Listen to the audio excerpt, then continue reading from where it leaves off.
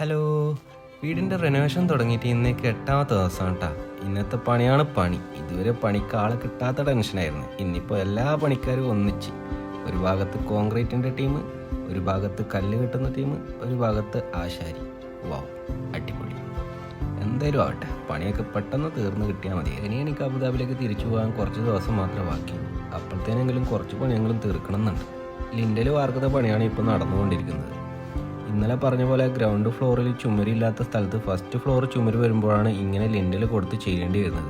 പിന്നെ ടോയ്ലറ്റ് വരുന്ന ഭാഗത്ത് 4 സൈഡും ബീഡിങ്ങും ചെയ്യണം. ഇല്ലെങ്കിൽ ചുമരിലേക്ക് പിന്നീട് വാട്ടർ ലീക്ക് ഉണ്ടാവാൻ ചാൻസ് ഉണ്ട്.